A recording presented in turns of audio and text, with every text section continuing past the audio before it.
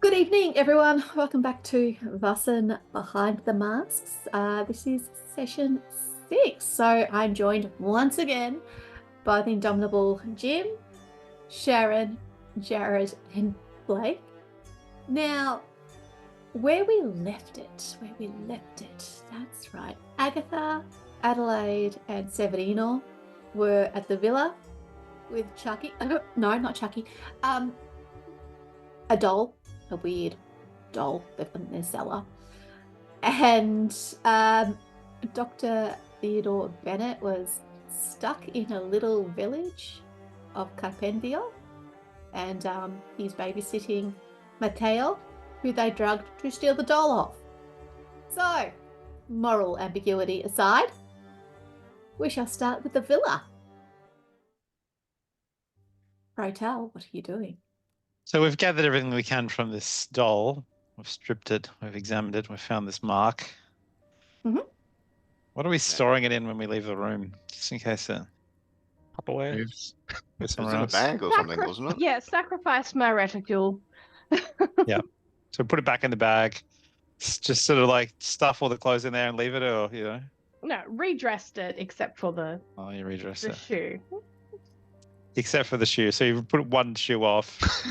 The bag. Well, there's something weird about that crispy foot. I don't want to go near it again.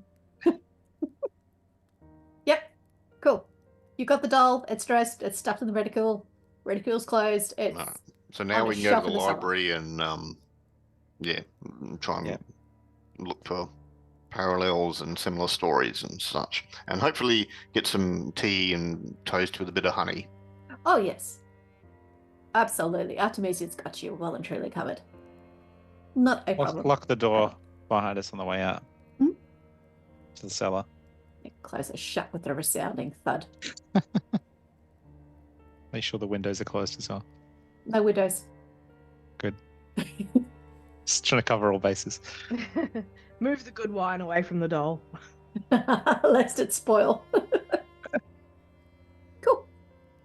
All yours. Head to the library. Head to the library and start looking for that symbol. Okay, is that all you're going to be looking for? Just dolls in general. Yeah.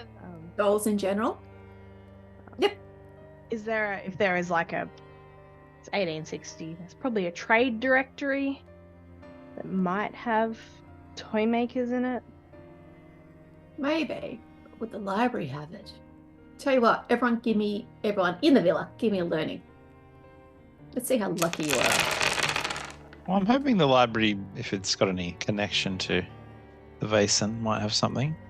Wow. 3 people rolled and 3 people got zeros. You see nothing, or you get a paper cuts for your efforts. I will push that roll though. You will push it? Yes. And no, I get Angry? a frustration headache for my trouble. Yeah, it's not a mental condition, but what's it Oh able? well, anger, annoyance, frustration. Anger. That's fine. System query. Could I use automatic writing to ask the spirits for advice on this stuff? Remind me what that does. You go into a trance and you talk to spirits and stuff, I think. When channeling spirits through automatic writing, you can use inspiration to gain clues. Go for it. So it's just inspiration, basically. I guess. So I'm assuming you find a place to get yourself comfortable. You can kind of zone out. But if I'm channeling spirits, I'll ask Miss Hartwood to tie me to a chair. What sort of spirits are you channeling, man? Well, I don't know. That's the point. I'm sort of asking, hey, anyone know anything about this? And I'm not sure who's going to answer. So just to be safe, I'd like you to tie me to a chair. I can do most of it, but you can just finish off the knots and then... I trust your fortitude, madam, so that's why I'm asking you. Well, Glad this is adult game.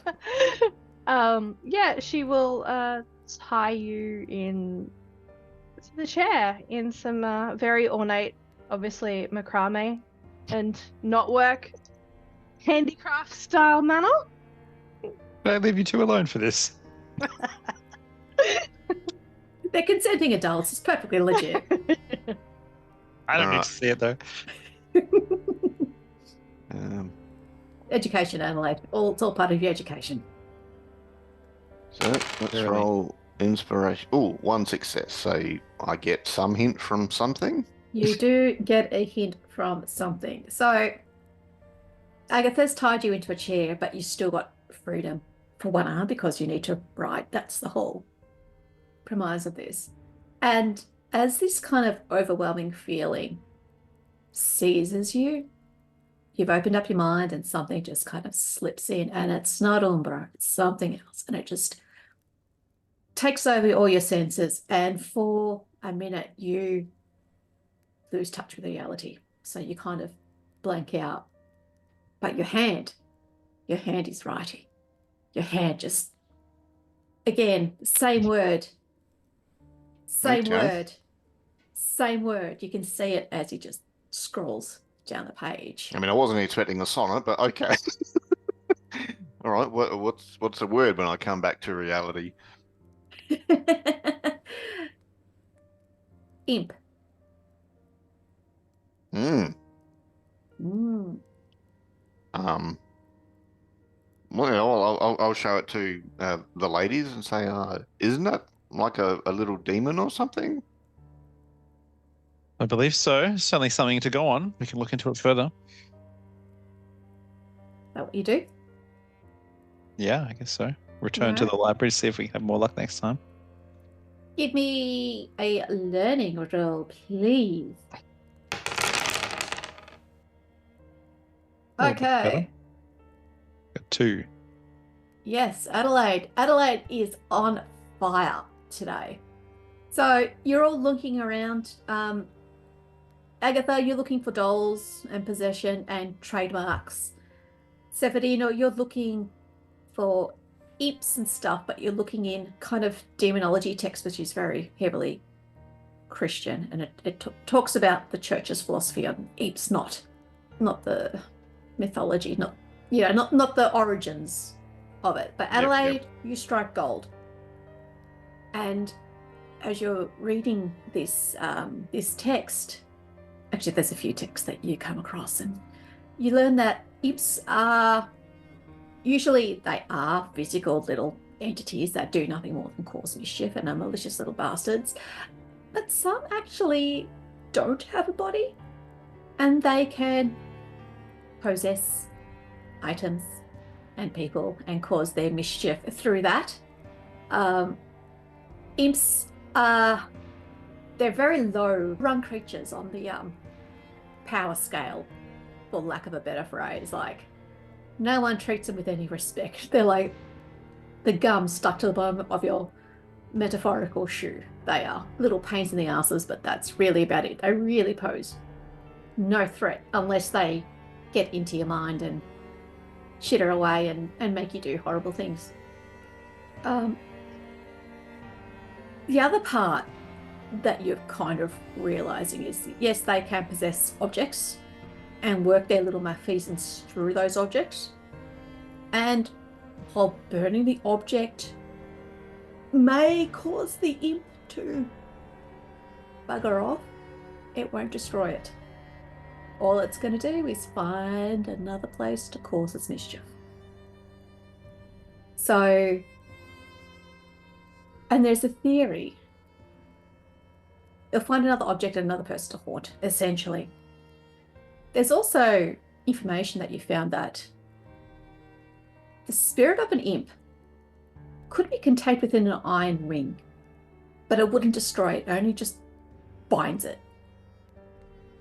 And with your extra success, you come across another book, and it's a big, thick tome.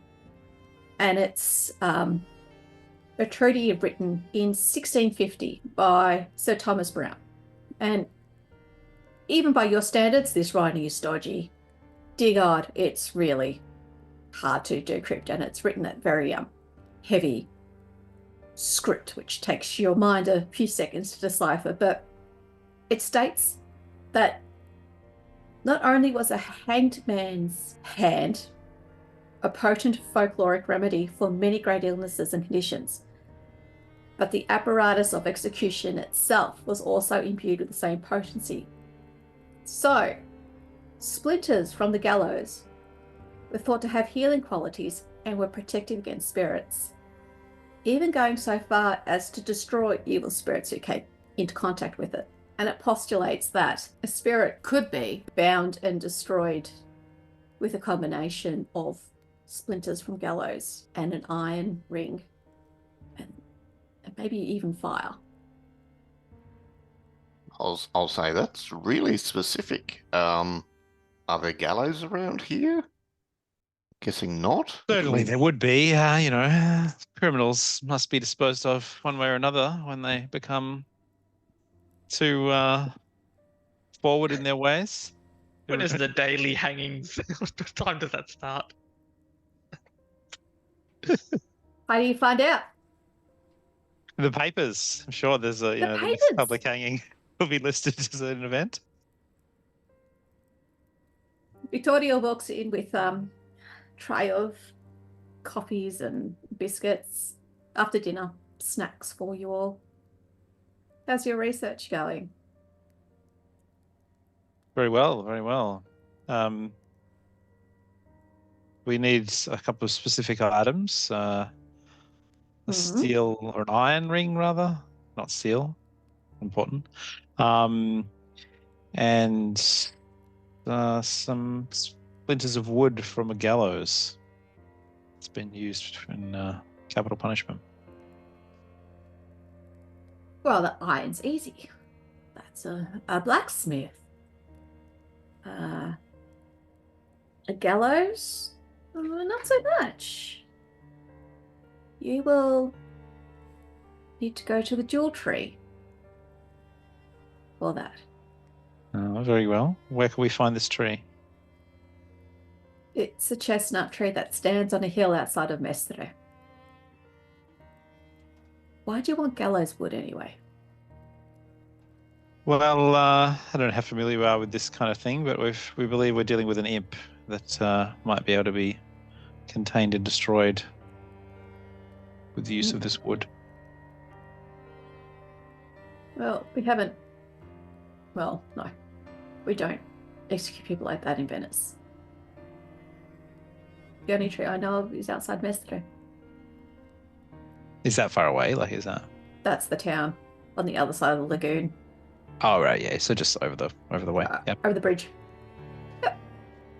Well, I guess we could send. I guess one of us could make an outing to the gallows tree. I suppose I'm happy to do that. Saunter to the countryside and obtain a sample.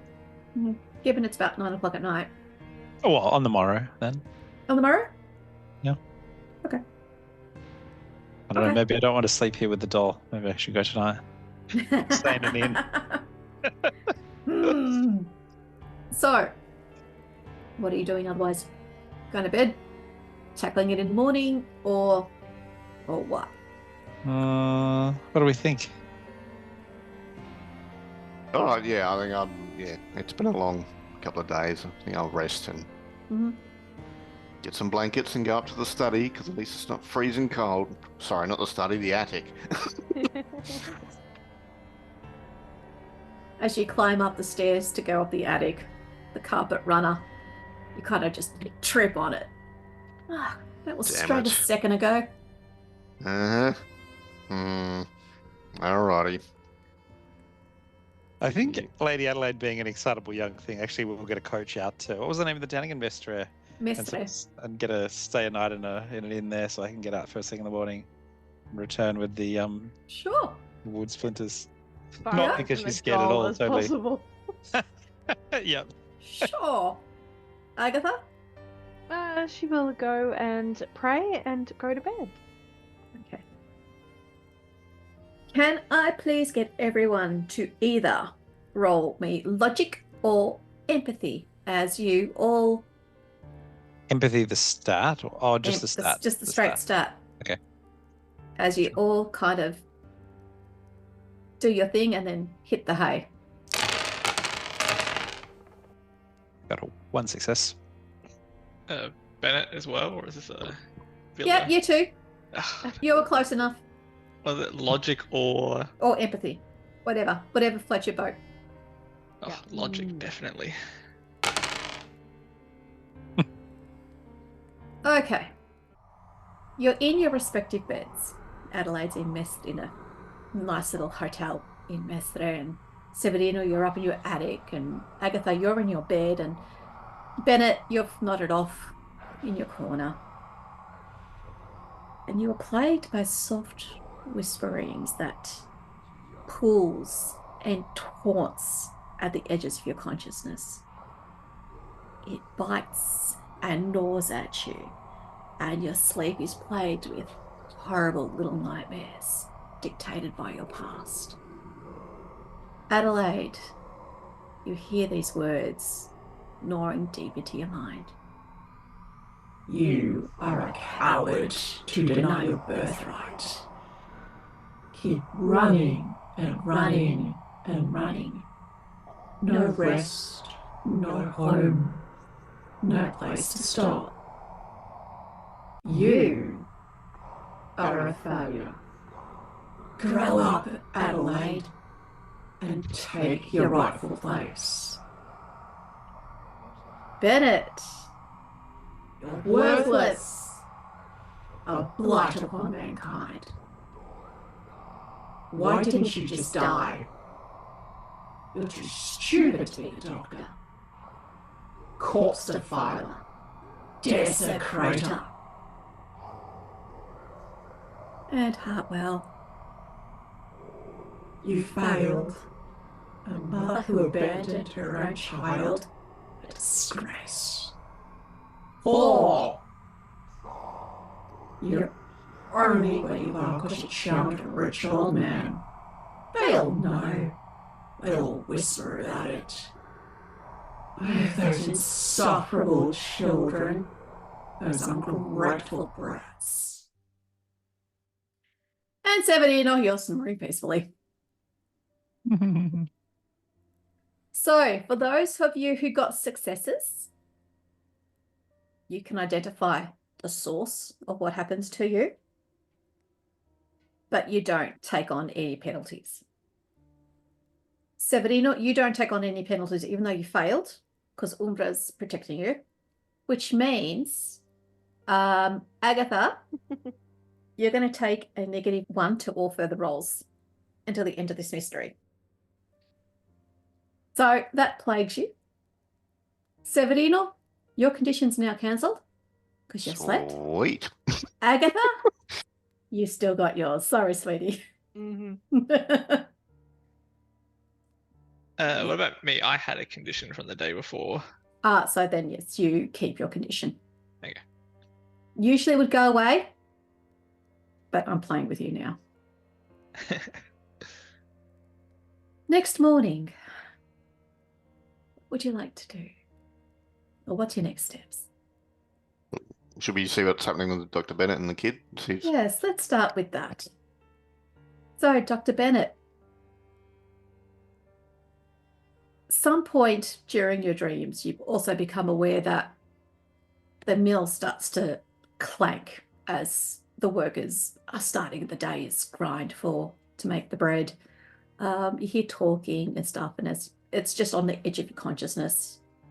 It's really early. It's still pre-dawn.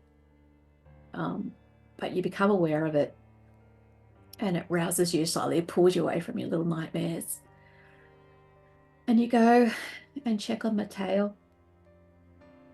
He's asleep, but you can see that he's dreaming, but he's not looking stressed or anxious. He's actually almost smiling in his dreams.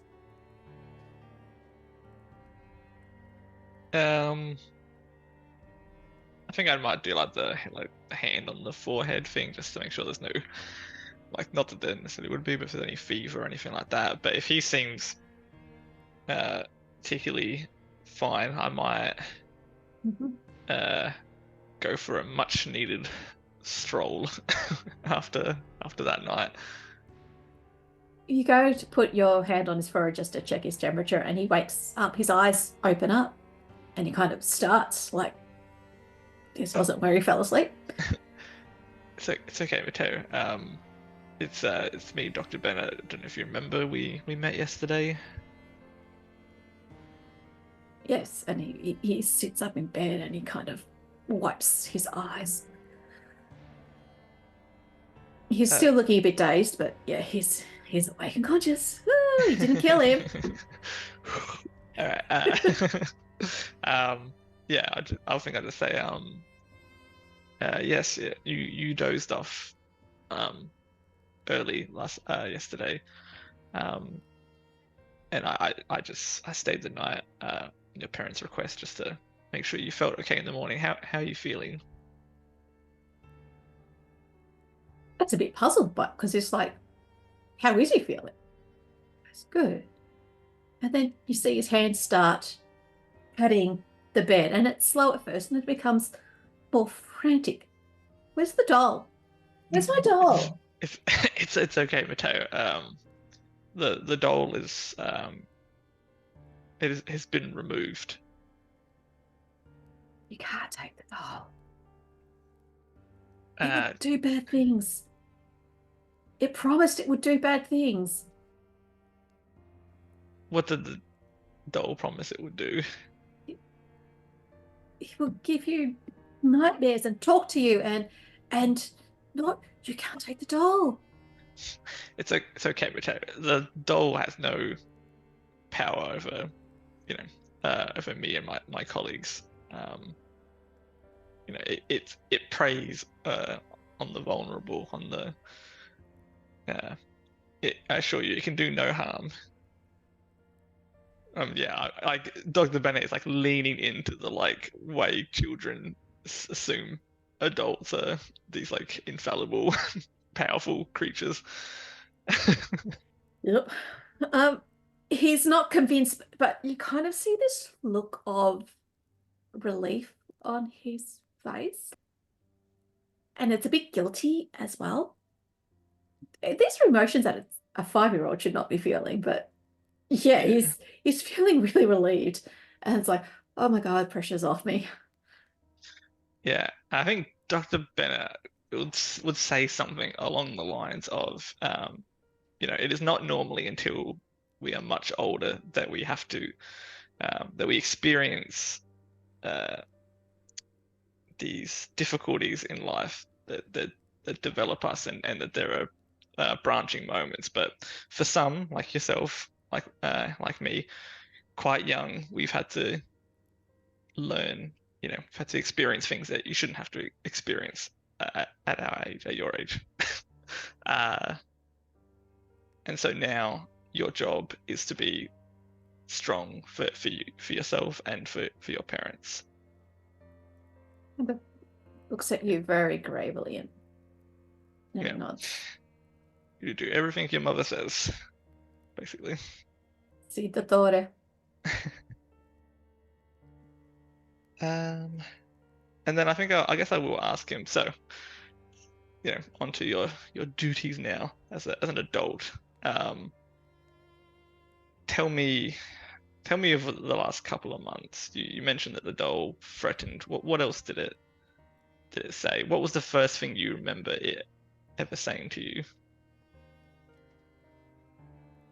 It said it was my friend. And it wanted to have fun. And it kept trying to make me do bad things. But I could not do it. Bad things are bad. Mum would be disappointed, so I didn't.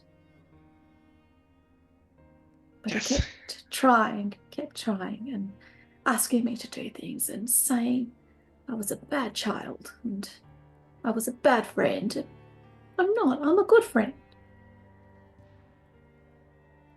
Yeah, I think that's it. Yeah. Yes. From what I've seen, you are an incredibly brave and strong young man, and yes, you have every right to be proud of yourself. Your parents are very proud of, how you've managed to endure through this sickness. Did it ever tell you its name? No. No.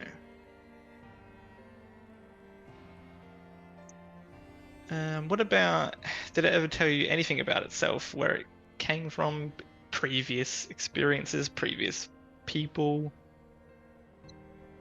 Just said it was old, and I was one of many, many friends it's had over the years.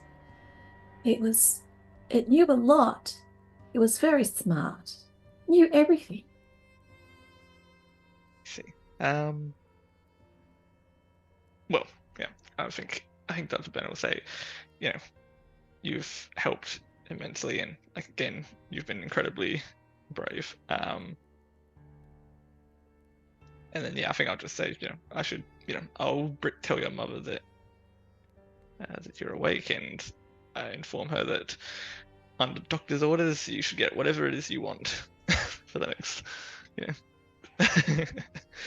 even more cakes. Bankrupt your family. Turn their bread ovens into bakery ovens. Yeah. And then I'll probably head downstairs to speak to the parents and say that I believe that Matteo will make a full recovery. Grazie, dottore, grazie mille. And Yes. Again, one last Hail Mary. If you any details about the merchant you bought that toy from, what he looked like, his name, the name of his business. Alonso kind of says, it was 2 months ago. I can tell you this. I don't remember his name, but he was an old man in his 60s. He had a weathered face and graying black hair. He had a beard and a mustache. His cart, he had a wagon, and it was pulled by this brown old draft horse. But I never got his name. I never saw him before. I understand. Again, thank you for your help. No, thank you. My boy is back. And I think this time it's hard for him to take the same joy that he did last night. Sort of turned to sawdust a little bit in his mouth, but he will still put on a smile and nod and say, "Of course, it's what we do." Alonso puts his hand in his pocket and pulls out several. It's a little bag of lire, and he pushes it towards you. Here, please take this. Thank you for your help. You and your companions saved our boy. I think I'm gonna do the no. You keep it. I'm gonna reject the pay and say, we were just trying to help. If anything changes, if his condition worsens or anything comes up, well, you know where we'll be. At that, he grabs you in a great big bear hug and kisses and he's enthusiastic. How? Yes, very good. Yeah, it was the Bennett very Like, awkwardly. Yeah. But he's deliriously happy. He's exuberant. Yeah. Cool. Yeah. And then I guess don't even know, find a way back to Hitchhike? hitchhike back to Venice. Yeah. No, Sveta, I'll get my cart. I'll take you back to Mestre. Oh, thank you. That's very kind. Yes. It's a beautiful place you have here. Beautiful area. So he will go and saddle up the horse, put the dray on the back, and take you back to Mestre. So it's a good 90 minutes by horse. It's not comfortable. There's no suspension on these things, so your ass is going to feel it. Sorry. But you will make your way back to civilization, as it were. Nice. Okay, who's next? Well, I think now we're coming to Mestre. Lady Adelaide's raced there and stayed the night, ready to go out to the gallows tree. So might be a good chance rendezvous anyway on the return. I think that's actually likely because you've taken off very early, and Adelaide, no doubt, you've slept in a little bit because that's just how you roll, baby. To some extent, yeah. But I think, I'd be up early and out to the gallows, relatively early, like 10 or something, out to the gallows tree to, take a sample and, stop by a blacksmith for an iron ring as well on the way past. Okay. Well, I assume that's probably not a particularly difficult action to achieve, so I don't know if you need me to elaborate. No, but do you know which hill to go to? I'll ask around. I'll ask some, for a local to direct me, kind of thing, Yeah. Would you ask anyone in particular, or just hoping? I'm going to ask a coachman kind of thing, Coachman? Yeah. Okay. Taxi drivers always know the way to go. They do. Are you trying to influence someone or negotiate, or how you trying to do it? I sort of do it. Yeah, I do it. I sort of do it in a sort of charming way. I wonder, sir, if you're intrigued by this kind of, macabre old tree I've heard about on the outside of town where folks have been hanged for capital crimes, and my, girlish fancy can't help but see what such a place might be like. It's on your to-do list. Yeah, that's right. Give me a manipulation, please. Yeah. Well, manipulation roll coming up. I got 1. Success. Okay. You do get the information you need. So the coachman will take you there. I mean, you need a coach to get there. You're certainly not walking through Mestre. No. And then into the country for a hill. Goodness gracious. No way. No, not at all. So, yes, he will. I'll tip him generously as well, of course. Very good. Yeah. You trot through Mestre and then you swing up to the northwest. Not too far from the way you actually went to Carpendier. And about 1 kilometre from town, the ground starts rising up. And sure enough, it's a hill. It's a grassy hill. And the only thing sitting on top of it is this great big chestnut tree that totally dominates the landscape. This thing is hundreds of years old. It's about 20 meters high, so it's massive. And most of its leaves have now dropped away because it is autumn. So all you have is the skeleton of its branches just perking up into the dark grey skies. And as you approach it, you kind of pull more details out of the tree. It's got branches are all moss covered, and they run perpendicular to the ground. At its base, you actually see, there's a lot of leaf litter at the base, but you see the dying chops of migrate plants just popping up under the tree, but everything else around it is dead. Yep. And he goes, "This is the tree." Wow, isn't it such a macabre, essence? So strange. I presume there's not anyone hanging from it, kind of thing, dead body left there for exhibition purposes. I sort of circle around it, making it being kind of entranced, and just sidle across and with a little sort of pen knife, kind of scrape some wood shavings into my sort of compact or something. Mm-hmm. Get a decent amount. He just gives you this weird ass look. Yeah, well, that's fine. These crazy European ladies, I don't know. Yeah. All right. You have your... Yeah, and then, head on back. Wood. Making sure to grab a iron ring from a, blacksmith on the way past. Mm-hmm. Yeah, well, blacksmiths are everywhere, especially now with the Industrial Revolution. They're building a lot of things. Yeah, he'll get you something out of wrought iron. Yep. Then make my way back to the train. Yep. Oh, I should say, as you're coming back from the blacksmith, you see a gentleman on a dray looking very out of place. He's sitting next to a dude that's covered in flour. And next to him is this guy with his jacket and his top coat and his doctor's bag sitting primly on his lap. And you know exactly who that is.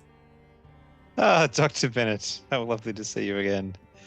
Lady Trust all is Adelaide. well at the farm.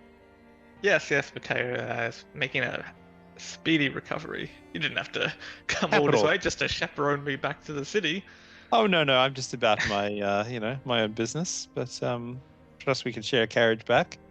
So great, Signore Guarini as well. How do you do? Cool. Yeah. And sort of once we get on board the train and have a sort of, private first class kind of booth to ourselves, I'll quickly update Dr. Bennett on the goings on at the house, the strange symbol, and the learnings about the kind of imp kind of spirit, and that I've just gone to retrieve some gallows wood and an iron ring, which we believe might be able to use to bind to this creature and destroy it. Well, I would be lying if I said that did not all sound slightly ludicrous, but I am fascinated to see this process. Things are in for such ludicrousness these days. It's frightfully interesting, though, isn't it? And you should have seen this gallows tree. It was something. I've been at a few gallows. It loses its luster quite quickly, I assure you. Oh, don't begrudge a girl her excitement. Come on. Yeah, and I will also, not that I learned too much, but I will convey that Mateo had a series of conversations with this supposed imp, and I did get some details about its merchant, but not enough to really make any leeway on just yet. Yeah. Well, maybe that's the next step. If we manage to find this thing, we can go looking after its master, perhaps. Or at least, the malefactor responsible for releasing it. Yeah. Okay, I'm going to leave you Right. there, heading back to the villa. You won't get back there till probably just after lunch. Agatha and Severino, it's early morning in the villa. You've had your breakfast, and there's a knock on the door. On the front door, and you can hear Vittorio heading to the door. And there's a muffled conversation by the door for a couple of minutes. And then he gets some people to step in, and they're just coming to have a look, or you're just letting him do this? I was going to try and get closer and try and listen in before they could see us, sort of thing. Yeah, that's fine. You can kind of just poke an eyeball around the corner. And all you see are two workers. They've got something big, tall, and rectangular, and they're talking to Victoria. And after a couple of minutes, you kind of piece together that this is a gift for Adelaide. And Victoria goes, okay, come inside, vieni dentro. I'll show you where to bring it.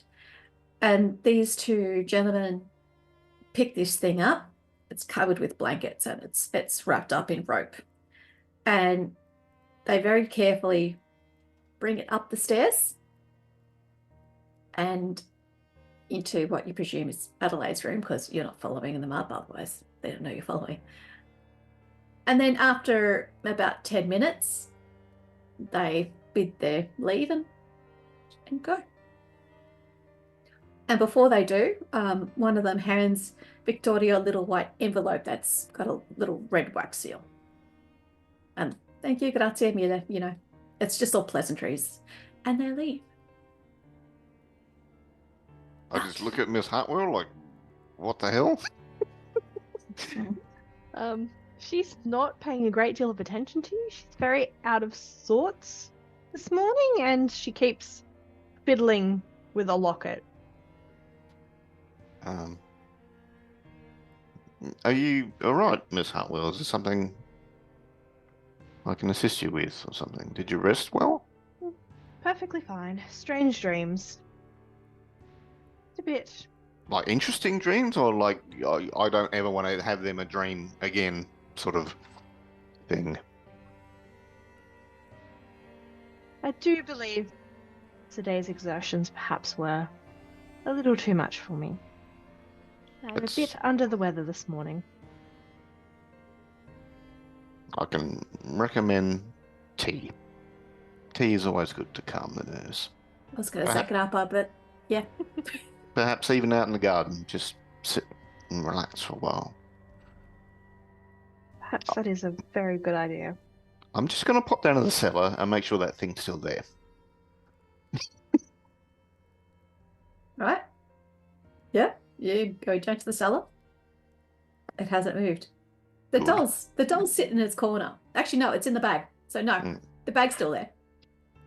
All right, cool. Just thought I'd check, shut the door, lock the door again.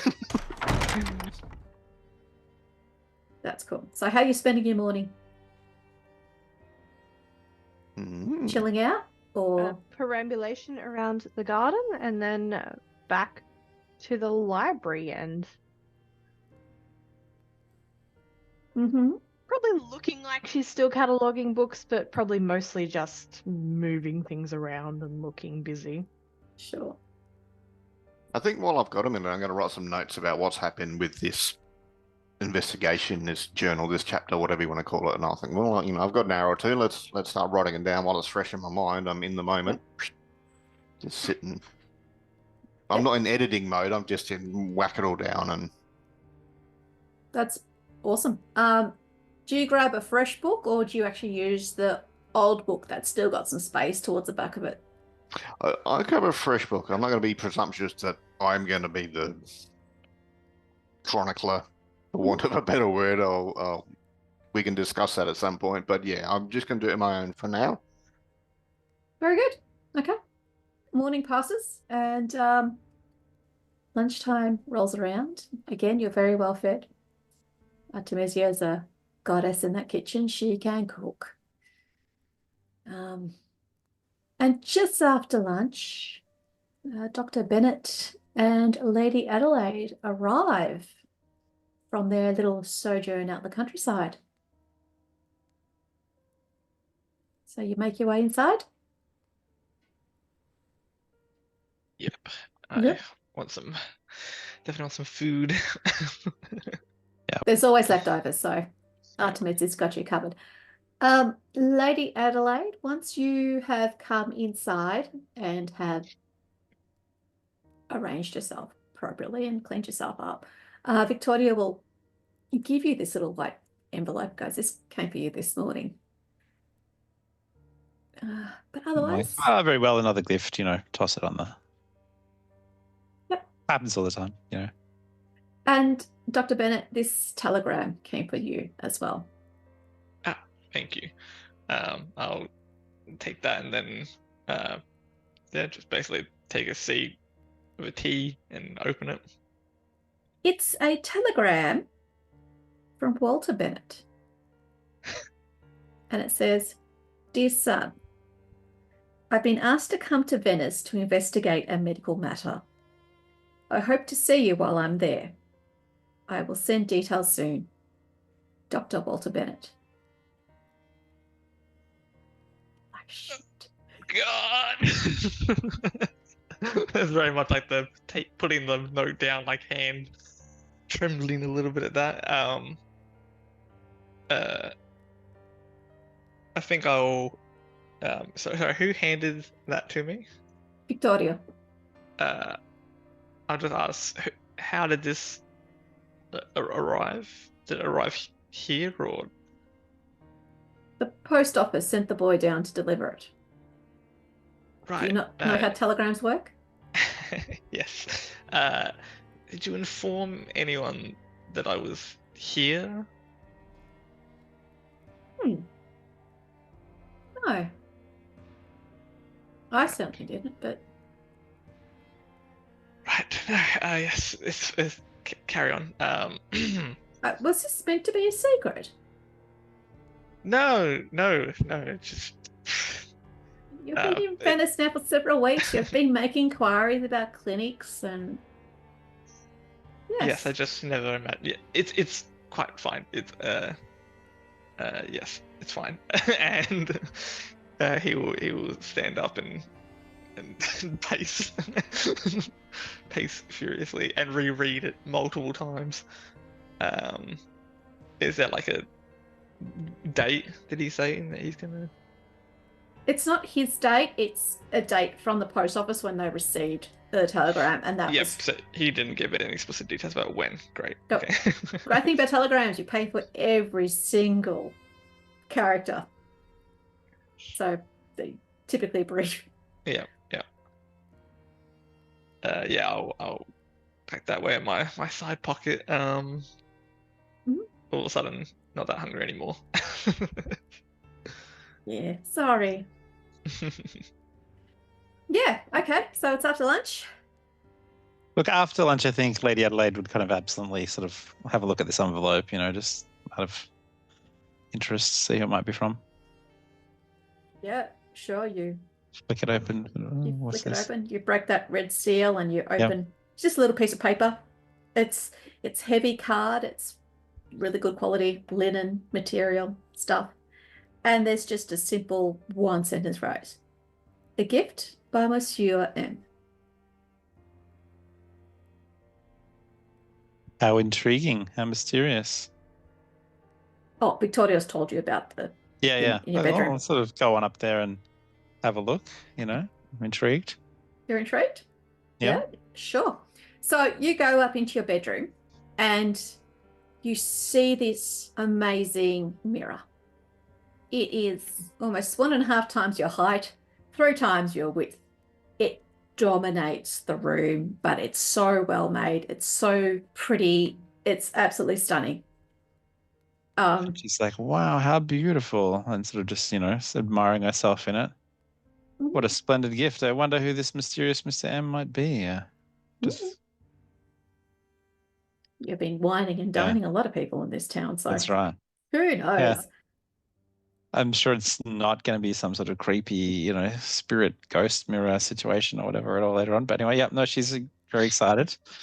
Delightedly sort of, tells her compatriots about this wonderful present that's arrived.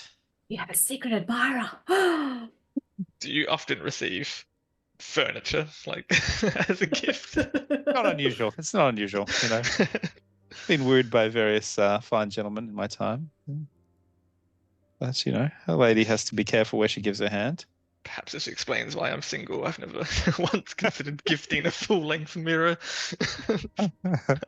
So what's letting you down? Cool. Well, I'm wondering, we probably need a bit more time to kind of devote to the ritual itself, don't we, when we sort of gather together to try and do it. But maybe we just try and really clarify from the book what the ritual is itself, like how we bind this thing in the ring and how we... is that pretty clear in the book that we have, or do we need to go to somewhere else to learn more? It doesn't actually give you specifics. It doesn't say do this and do this step. It's not a recipe, but it gives you enough information that you go, okay, I need to bind it in iron, have the wood maybe worked through the iron or somehow linked in with the iron, and then you burn the whole ensemble. And that will not just banish it, that will kill it. It will kill the imp. But when they say bind, because we're not exactly, sorcerers or something, how do we clarify what that would mean? You don't know, and it doesn't tell you. Well, hang on. In some of the stuff we read, it said if we just destroy the doll, the imp will still be there and it'll find another way to get back. So maybe they mean bind as in like glue, stick it to the doll. So that way when we destroy the doll, we destroy the imp at the same time. Yeah. Okay. So we can put the ring over the foot, sprinkle the wood tenders, the dust all over it, burn the whole bloody lot. Burn the lot. Interesting. I wonder if there's any further reading which we could find in the library to clarify that? Or if we Sounds like go with that? sounds like we've nailed it. Oh, is it going to be up and down getting wood from the gallows tree every 5 minutes if we fail? Attempt 13. Let's go. I mean, I guess I've got a some amount of it, but There's Yeah. no more tree left. Oh my god. Now what? We're increasingly far afield to find more trees. Well, give me a learning. Let's see if we can find something. 2 successes. So Theodore rolled a success. Adelaide rolled a success. Cool. Binding. Binding can be done a whole lot of ways. Usually it's like you put something on and then you bind it onto the object with string or rope or something. It's not a magical thing per se. It is just binding something up or binding two things together with whatever you need to. Could be wire, could be rope, could be twine, it could be vine for all you need. It's just a verb. There's nothing special about that phrasing. So when you think back to what Severino was saying, like Seems theoretically, legit. that could work. Yeah, seems legit. Totally legit. But Okay. I'll let you ponder that until next week, hey? Yep. Sounds good. Because it is time. So thank you. I hope you had fun tonight. It's certainly got interesting. Yeah, it was great. Thank you. I've had my fun getting my claws into you. So thank you again, Jim, Sharon, Jared, and Blake. To our listeners, if you are enjoying this, please don't forget to like and subscribe. I'm going to be doing this for quite a while, so we'd like to get some good positive feedback. But otherwise, thank you, and we'll see you next week. Bye. Bye.